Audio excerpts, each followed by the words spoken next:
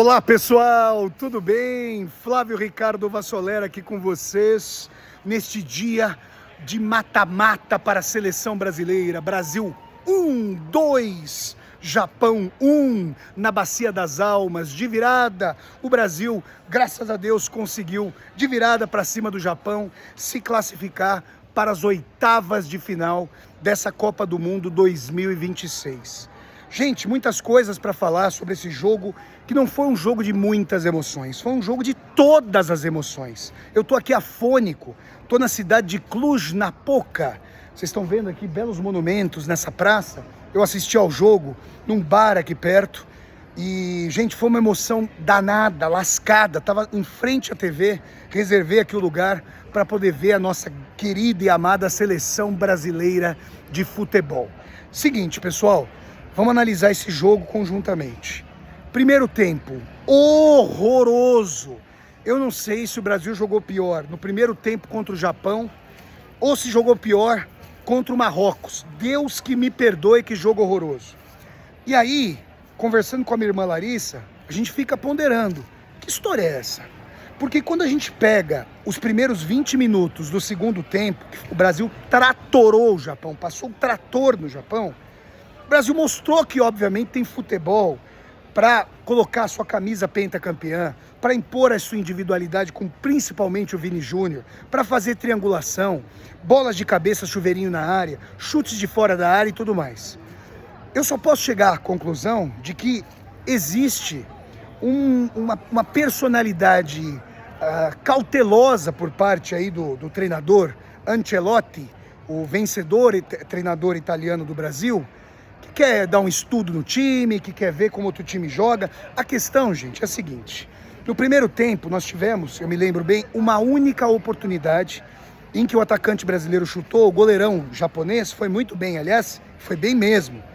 E ele raspou com a pontinha do dedo na bola e a bola saiu ali à direita do poste japonês. Fora isso, o Brasil, claramente, para quem assistiu bem ao jogo, o Brasil ficou completamente encalacrado naquele antijogo, todo respeito aí à comunidade japonesa, com todo respeito ao próprio selecionado japonês, mas o Japão não veio para jogar bola, né? O Japão veio para se defender, o Japão veio para fazer linhas de 5, gente, era 5-5, não dá nem para falar que era 5-4-1, fazer uma linha compacta. Como é que você quebra isso?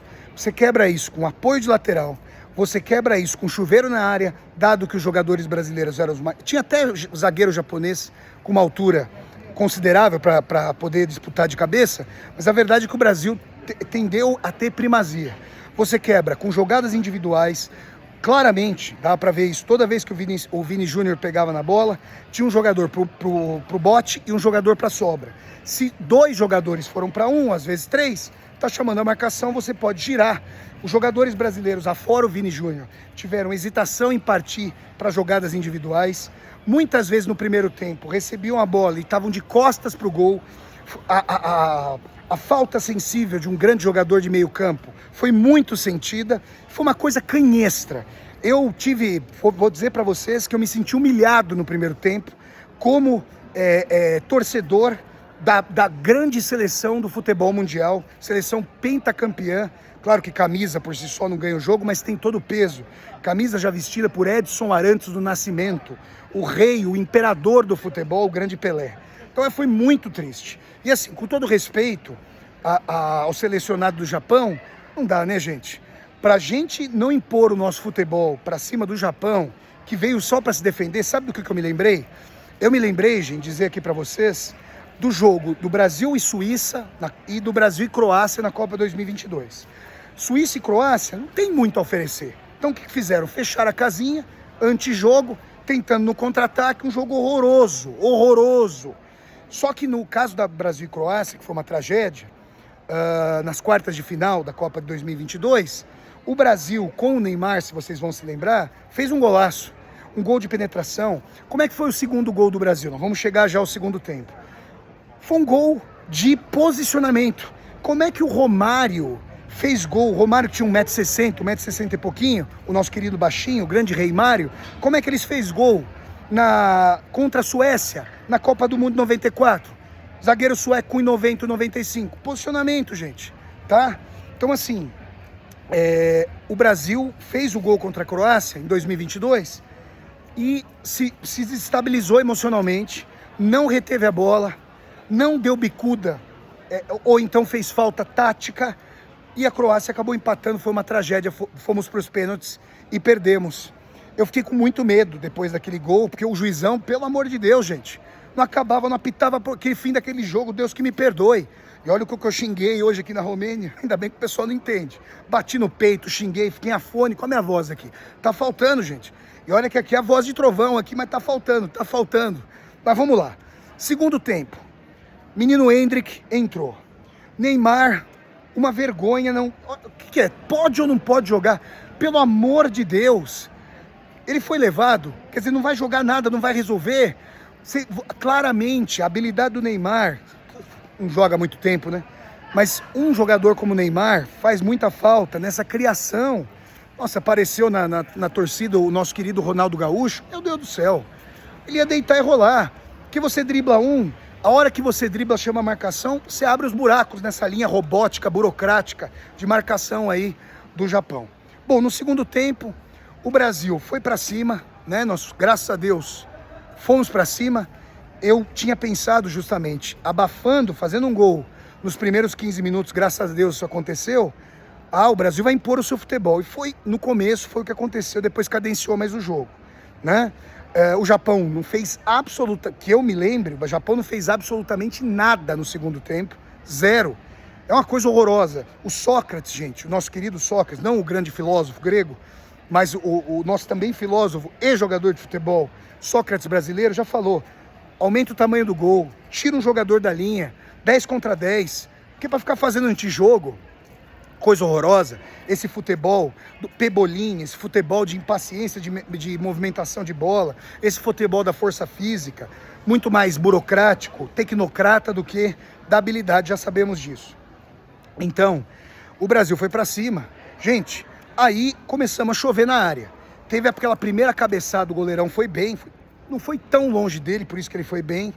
Agora eu vou dizer uma coisa, o pecado desse jogo, né, os deuses do futebol, por vezes se esquecem da noção de justiça. Vocês querem saber qual foi o grande pecado desse jogo? O pecado desse jogo foi que o lance de Edson Arantes do Nascimento, do Vini Júnior, não entrou. O Vini Júnior me dá um rolinho. O que é um rolinho? Para quem não é do ramo, para quem não é da bola, rolinho é a famosa caneta. Ele enfia a bola no meio das canetas ali do adversário, dribla mais um, ele fica na cara do gol. E com a sua destrinha de ouro, nosso craque Vini Júnior, um grande jogador, tem que ser considerado. O Brasil indo longe, vai disputar para ser o melhor dessa Copa, se Deus quiser. O Vini Júnior me dá açucaradamente, com açúcar e com afeto, na direita do goleirão. E o goleirão japonês, gente, quem acha que ele tinha mão de alface, vocês estão de brincadeira. Esse goleirão foi bem, com a ponta do dedo, no capricho, gente, mas no capricho, o goleirão desviou a bola, que foi beijar o poste. Como diria Silvio Luiz, no pau! E a bola bateu. Gente, eu gritei demais aqui. Pelo amor de Deus. Deus que me perdoe. E aí o nosso querido Casemiro, tão criticado, felizmente, empatou o jogo. O Japão fez aquele primeiro gol pro que veio fazer. Se roubar a bola, fizer no contra-ataque, vamos que vamos. Gente, Lucha já falou. Tá no contra-ataque, para a jogada com falta. E o Brasil começou a falar isso. O Japão fez antijogo o jogo inteiro, pelo amor de Deus, gente. Tá? O Alisson. É difícil, né? Porque uma bola da entrada da área, o cara sozinho para chutar, foi muito bem, deslocou o Alisson ali no canto. Mas aí o Casemiro, aquela cabeçada, você não pega, né? Ali só se você pegar no susto, de reflexo levantar a mão, porque é como se fosse um tiro aquela cabeçada do nosso querido Casemiro a queima-roupa. E aí o gol foi caindo de maduro, houve outras oportunidades. O Brasil, você vê, gente, o lado, se vocês repararem, foi o lado esquerdo de quem? Do Vini Júnior, obviamente, que criou algum apoio. Ele é que chama a jogada. Só que o problema, gente, é que os outros times estão vendo isso. Eles estão vendo, e se eu tô vendo, todo mundo está vendo, muita gente está vendo. Então, gente, o que acontece? Vão trancar. Com a Noruega, a gente não vai ter chuveiro na área. Eles são mais altos do que a gente, diferentemente do que se deu aí no jogo contra o Japão. Mas aí, graças a Deus, no abafa, o Brasil indo para cima, o Brasil criando também pela direita, o Brasil fazendo chuveiro na área, o Brasil penetrando, o Brasil, graças a Deus, com posicionamento, tá? Conseguiu arrancar. E é uma tragédia para os japoneses, né? Assim, como brasileiro, a gente vibra. Quando você vê o jogador japonês estirado, chorando, coitado, você fica comiserado, porque você tomar... Agora também é o seguinte, uma coisa é você perder tendo vindo para jogar bola. Outra coisa é você perder para fazendo jogo de retranca, joguinho. Se eu tivesse na mesa do bar, eu ia falar outra coisa, mas gravando aqui eu não vou falar isso. Fazendo joguinho sem vergonha, sabe? Coitado do japonês. Perderam, vi chorar, dar comiseração, mas é o seguinte, essa é a essência do futebol, um tem que ganhar, e graças a Deus, dessa vez, foi o nosso querido Brasil, a seleção canarinho. Que golaço, gente, uma categoria recebeu no meio da linha. E a linha, gente, é isso, é robótica, é compacta. Se você bem se posiciona, você fura a linha. Eu já estava achando, como vocês certamente, que nós iríamos para a bacia das almas da prorrogação. Claro que não tem o famoso Golden Goal, o gol de ouro, que eliminou o Paraguai, quase que o Paraguai tira a França em 98, mas aí teve o Golden Goal, na época jogava no Paraguai o nosso queridíssimo Gamarra, jogador do Corinthians. Brasil é Corinthians, Brasil hoje foi garra no segundo tempo, Brasil foi da fiel torcida, Brasil foi pra cima, Brasil não para, não para, não para. Isso é Brasil, gente. É o Corinthians, gente. Percebem, não? Então tá aí, gente. Graças a Deus, tô afônico. Meu Deus do céu. Foi jogo pra cardíaco e graças a Deus passamos. Certamente vamos ter muito mais dificuldade contra a Noruega, mas é o seguinte, né? O Corinthians, em 1990, não tinha um time superior ao do São Paulo, na final do Brasileiro. Nós tínhamos José Ferreira Neto. E nós tínhamos o talismã Tupanzinho. E o Corinthians foi campeão brasileiro. Foi o primeiro título brasileiro do Corinthians, do Esporte Clube. Eu, como corintiano apostólico romano, me lembro muito bem disso.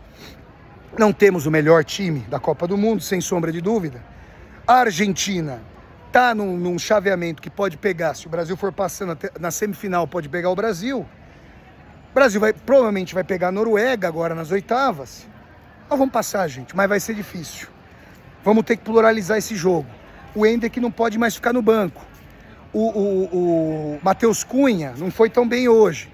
Paquetá foi tirado. Então, gente, e Neymar? Precisa entrar ou não está mesmo em condições? Do outro lado, pode ter jogo, vai ter um jogo de oitavas de final. Nossa Senhora, final antecipada. França e Alemanha. Meu Deus do céu. Depois Espanha e Portugal podem se pegar. Briga de cachorro grande lá do outro lado do chaveamento. Vamos lá. Domingo, então. Eu tô até zonzo aqui andando, ó, nessa praça. Deixa eu mostrar para vocês um pouco essa praça aqui, ó. De Cluj-Napoca. No coração ali, gente, ó. Para vocês aqui essa praça. O primeiro vídeo das viagens de Vassoleira aqui em Cluj-Napoca já saiu. E vamos que vamos, gente. Nossa Senhora, grandes emoções. Brasil 1-2 de virada. Japão apenas 1. Volta para casa o Japão. Ficamos nós. Grande Vini Júnior e Bruno Guimarães. Grande garçom servindo com assistências maravilhosas. Só na base. E o Casimiro, gol de cabeça, hein? Sensacional. Acho que foi o Martinelli que fez o segundo. Me lembrem, me refresquem, coloquem nos comentários. É isso aí, gente. Valeu muito. A torcida é duro, gente. Eu me lembro do professor Gabriel Con, de Sociologia da FEFELESH, lá onde eu estudei Ciências Sociais. Uma vez, numa conversa com o Juca Kfouri, que também estudou Ciências Sociais na USP, ele chegou a falar, o futebol tem uma coisa interessante.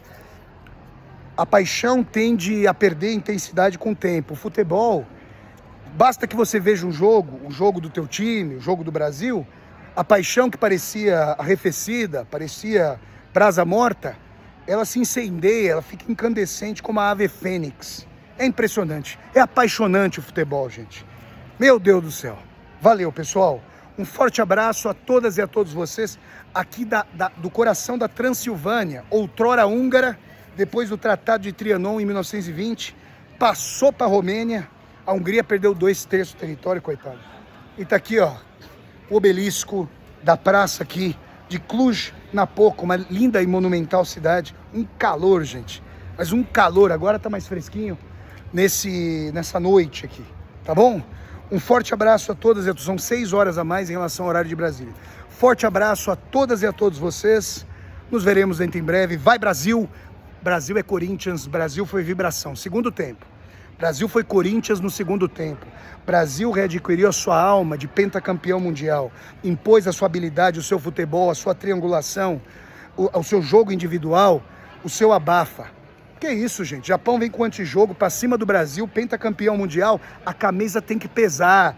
Eles têm que olhar, Japão, Noruega, o Diaba 4, tem que olhar... E na Inglaterra também só tem um título. Tem que olhar para o outro lado e falar, essa canarinho pesa ouro. Essa canarinho nos faz tremer. Porque a gente tem que se impor ali em campo. Forte abraço a vocês. Valeu, gente. Análises, reminiscências, digressões aqui do Flávio Ricardo Vassoler, nômade, fiel como os pássaros migratórios, na nossa querida Romênia. Continuemos. E eu agora vou tomar água, senão minha voz vai desaparecer. Vai Brasil! Vai Corinthians! Vamos lá, gente! Rumo à Noruega, provavelmente, domingo, oitavas de final. Vai Brasil!